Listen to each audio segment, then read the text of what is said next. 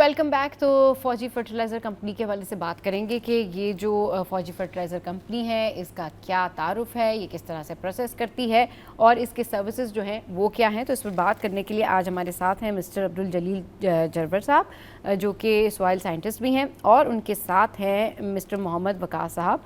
इन दोनों को वेलकम करते शो में। अस्सलाम वालेकुम, वेलकम टू द शो। कैसे सर आप लोग? ठीक ठाक हैं सर? बहुत शुक्रिया आप हमारे शो पर आए। सर ज़रा बताएं कि ये जो फौजी फर्टिलाइज़र कंपनी है ये कैसे काम करती है और किसानों के लिए एग्री सर्विस डिपार्टमेंट का किरदार जो है वो क्या है? फौजी फर्टिलाइज़र कंपनी 1978 में कायम की गई।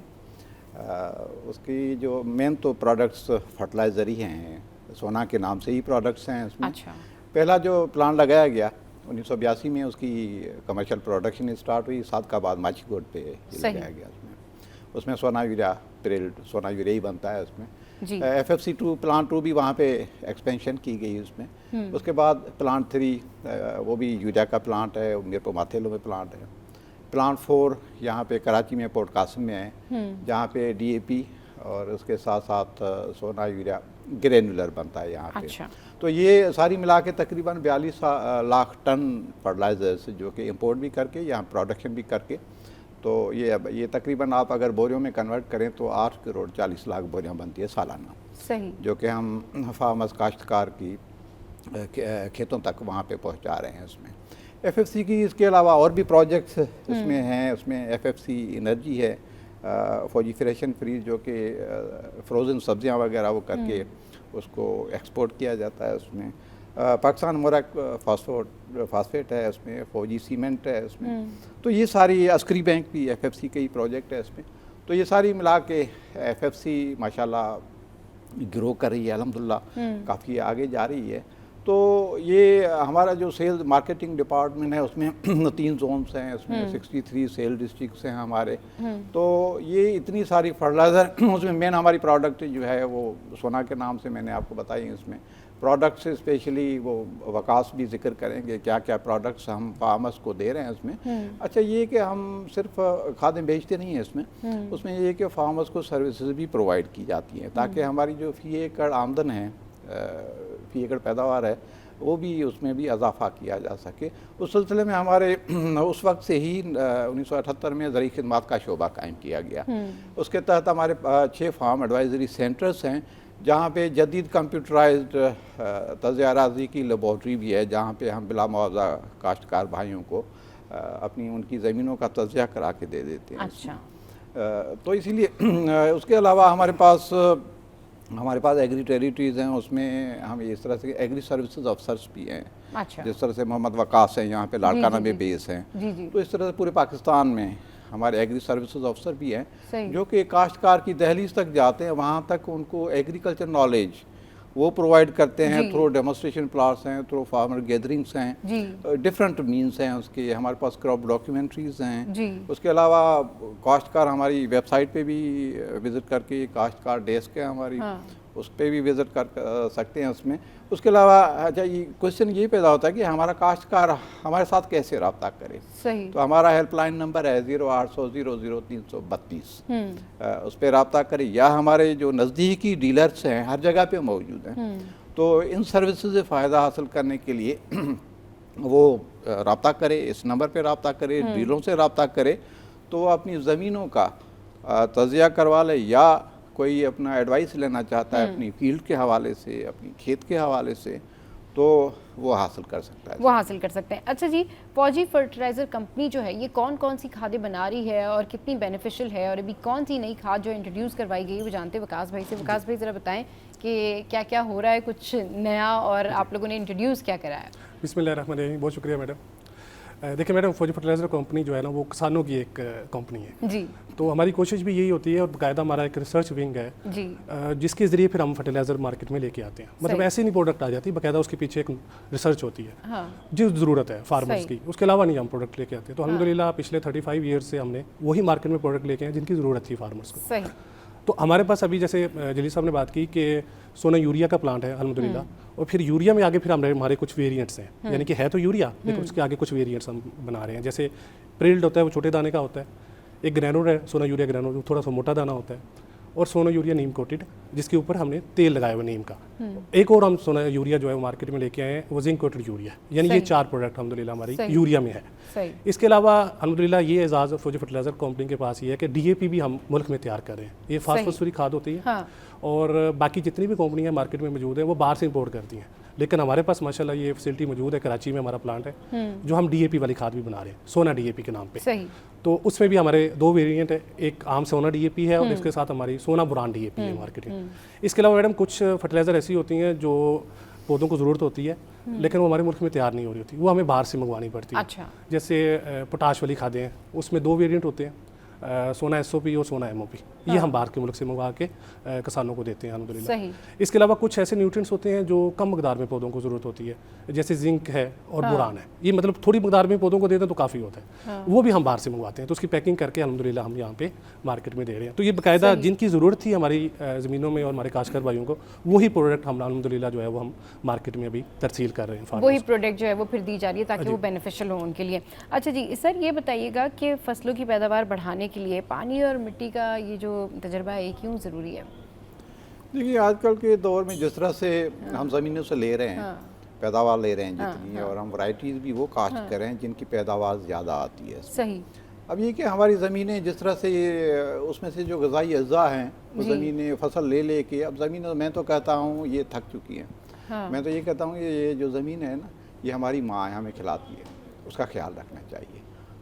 तो हर काश्तकार को ये चाहिए कि अपनी फसल काश्त से पहले अपनी ज़मीनों का तज्ज़िया करवा ले, ताकि पता लग जाए कि उसमें जितने भी ये खुराकी अज्जा हैं। हाँ, बिल्कुल। हाँ, इसका तज्ज़िया करना चाहिए, तज्ज़िया करना चाहिए। सिंपल एग्जांपल है, जिस तरह आप डॉक्टर के पास जाते हैं, वो भी अपनी बीमारी तशख़ीस से पहले ही वो डिफरेंट टेस्ट कराता है, उसके बाद ही जाकर पता लगता है कि ये कौन सी बीमारी है। तो बीमारी के लिहाज से भी कि ज़मीन में कलर है या साल्ट है, नमकियात है, उसको ख़त्म करें तो किस तरह से खत्म सारे उसकी असेसमेंट तो करनी चाहिए। हाँ। और दूसरी बात ये कि ये जो खुराकी अज्जा हैं, अभी 16 खुराकी अज्जा हैं, उनमें से कौन सी कितनी मिकदार में ज़रूरत है। सही। तो खाद आप इस्तेमाल करें तो कितनी आप इस्तेमाल करें।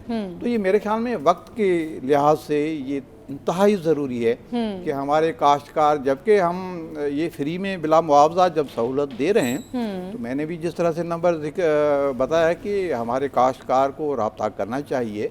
और ये आजकल क्योंकि एग्रीकल्चर जो बेसिकली एक इंडस्ट्री है, उसको हमें सनत करके ही लेना चाहिए। अगर उसको हमें इंडस्ट्री सनत का उसमें नहीं करेंगे तो हम फ़ायदे के बजाय उसमें नुकसान में जाएंगे। और प्लस ये कि जिस तरह से ये हमारी माहौलियाती तब्दीलियाँ या इस तरह से ये रोनमा जो हो रही हैं, उसमें स्पेशली उसमें सबसे ज़्यादा जो थ्रेट पे है ना वो एग्रीकल्चर ही है इसमें। अच्छा। एग्रीकल्चर ये हैं। और आप देखें कि ये पिछले चंद सालों में जो हमारे यहाँ जो जिस तरह से ये तब्दीलियाँ रोनमा हो रही है उसमें, तो उसमें सबसे ज़्यादा ये हमारी ये क्रॉप में अफेक्ट करती है। बिल्कुल ठीक कह रहे हैं। अच्छा सर, ये बताइएगा वकास भाई कि खादों की ज़मीन में अफादियत को कैसे बेहतर बनाया जाए? जी मैडम देखिए, जब हम इनपुट्स की बात करते हैं ना अपने फसलों पे जो भी हम खर्चा कर रहे हैं, हाँ। उसमें खादों पे काफ़ी हद तक हम खर्चा कर रहे होते हैं ज़्यादा सबसे। कुछ हैं ऐसी क्रॉप जिन पे बीज पे खर्चा ज़्यादा होता है, जैसे आलू वाली फसल है, लेकिन ज़्यादातर आम जितनी भी फसलें हैं उन पे खादों के इस्तेमाल पे खर्चा आता है। सही। तो हमारी कोशिश भी यही होती है कि भाई उससे बेहतर से बेहतर फायदा हासिल की जा सके, यानी कि जो पैसे हम किसान भाई लगा रहे हैं, हाँ। उससे बेहतर फ़ायदा उठाए। अच्छा, उसमें ये होता है मैडम कि हम जो ज़रूरी माहिरीन है वो एक टर्म यूज़ करते हैं 4 R's, यानी कि 4 राइट्स, कि आपने 4 चीज़ें ठीक करनी है अपनी। उसमें फर्स्ट होता है कि आपका राइट फर्टिलाइज़र, कि जो भी जैसे जली साहब बात करते हैं कि फर्टिलाइज़र को राइट हमने तशखीस करनी है कि किस फर्टिलाइज़र की हमें ज़रूरत है, राइट फर्टिलाइज़र हो गया। सेकंड होता है राइट डोज, कि कितनी मकदार हमने उसमें इस्तेमाल करनी है हमने। तो थर्ड मैम होता है कि राइट एप्लीकेशन, कि आपने उसको इस्तेमाल कहाँ पे करना है। तो लास्ट होता है राइट टाइम, कि किस टाइम वो फर्टिलाइजर हम डालें। यानी कि ये जो भी फार्मर किसी भी डीलर से खाद लेने जाए तो उसके ज़हन में ये 4 चीज़ें लाजमी होनी चाहिए कि मेरे ये 4 जो है ना राइट्स करने हैं आपने, ताकि हम बेहतर अफादियत हासिल करें। तो ये 4 राइट्स जो हैं, इसमें 2 तो हम सीधा सीधा ज़मीन का एनालिसिस करके वो ले लेते हैं कि भाई आप कौन सी फर्टिलाइजर डालें, हाँ। और कितनी मकदार डालें।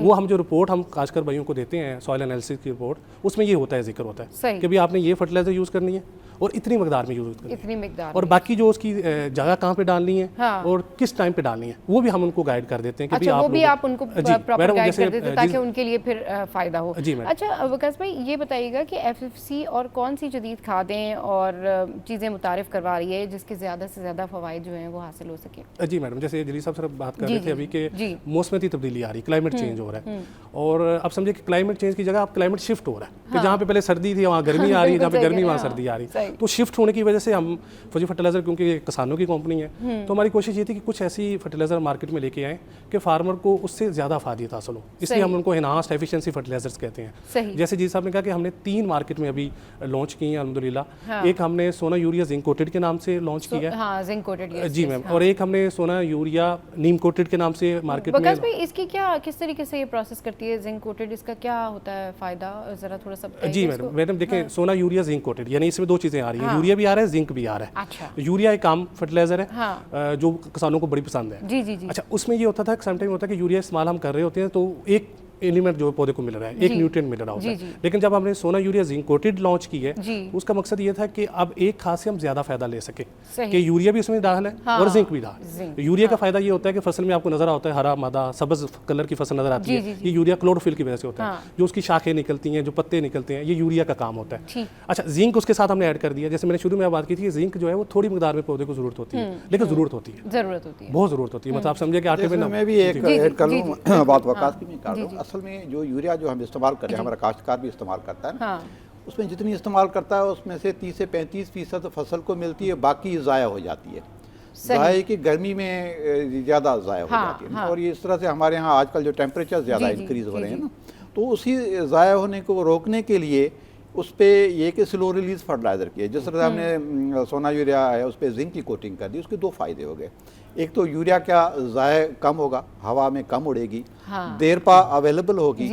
एक तो ये उसका फ़ायदा हो गया कि नाइट्रोजन यूरिया ज़्यादा देर मिलेगी और तकरीबन ज़्यादा मिलेगी। उसके बाद ये जो माइक्रो न्यूट्रिएंट्स हैं, जिंक हैं, जिंक की हमने उस पर कोटिंग कर दी है। इसमें जिंक की कोटिंग ये होगी कि जिंक माइक्रो न्यूट्रिएंट्स है, थोड़ी मिकदार में चाहिए होती है, उसमें तकरीबन 6 किलो फी एकड़ पे। अच्छा। यूरिया आप देखें तो आपको कई बैग्स इस्तेमाल करनी होती है 50 किलो की। अब ये 6 किलो की आप पूरे एकड़ पे उसको स्प्रेड करना वो थोड़ा सा मुश्किल हो जाता है कि कहीं ज़्यादा आ जाएगी, कहीं पे कम आ जाएगी। तो इसीलिए उस पर जिंक हमारी 85% ज़मीनों में कम हो चुकी है। और आप देखेंगे डॉक्टर के पास जाएं, आपको जिंकेटेड सिरप, जिंक की आपको टैबलेट्स लिख के देंगे। हमारी ज़मीनों में कम है, इसीलिए ये कम होती जा रही है, जो कि यील्ड पे भी अफेक्ट कर रही है। इसीलिए हमने उस पर जिंक की कोटिंग जिंक सल्फेट से हमने कर दी, ताकि वो जिंक भी फसलों को भी मिले और वो हमारी पैदावार भी उसमें से इंक्रीज हो सके। तो ये भी बेहतर अफादियत वाली खाद है, जो कि माहौल दोस्त भी है। माहौल दोस्त इस लिहाज से कि नाइट्रोजन जो अमोनिया की शक्ल में है वो कम उड़ेगी, जो कि एक माहौल दोस्त भी होगी, माहौल को बेहतर भी करेगी इसमें। तो ये जिंक कोटेड के ये फ़वायदे मेन स्पेशली, इसीलिए ये बेहतर अफादियत वाली और माहौल दोस्त खाद इसे हम कहते हैं। माहौल दोस्त खाद है। उसमें दूसरी जो खाद जो वो आ जाती है वो इसी तरह से नीम कोटेड, सोना यूरिया नीम कोटेड है। अच्छा। नीम को ये आम यूरिया जो है हमारी, इसके ऊपर नीम की कोटिंग हमने कर दी है इसमें। अच्छा। 2 फायदे इसके भी हो गए कि ये हवा में कम उड़ेगी, नाइट्रोजन उसकी अफादियत बेहतर होगी, और ये स्लो रिलीज होगी, जो कि देर पा जो है फसल को मिलेगी उसमें। तो इस तरह से नाइट्रोजन की अफादियत, यूरिया की अफादियत भी इस तरह से बढ़ जाएगी। दूसरी बात ये कि नीम हमारी आप देखें तिब में पुरानी सदियों से इस्तेमाल होती जा रही है। ज़मीन में जाएगी तो उसमें जरासीम वगैरह होंगे, उनको ख़त्म करेगी, दीमक को ख़त्म करेगी, इस तरह से उसके वो भी फ़वायद हासिल होंगे। दोनों इस तरह से ये फ़वायद हासिल होंगे इसमें। वो है हमारी सोना यूरिया नीम कोटेड। उसके बाद जो तीसरी जो खाद जो हम मार्केट में ले हैं वो सोना बोरान DAP है। अच्छा। इसी तरह से सोना DAP तो हमारी ऑलरेडी मार्केट में मौजूद है इसमें, लेकिन ये जो बोरान न्यूट्रिएंट है ये भी माइक्रो न्यूट्रिएंट्स में ही आता है, थोड़ी सी कलील मिकदार में इसकी ज़रूरत होती है। 3 kg का बैग है जिस तरह से हमारा सोना बोरान है वो हम इस्तेमाल करते हैं।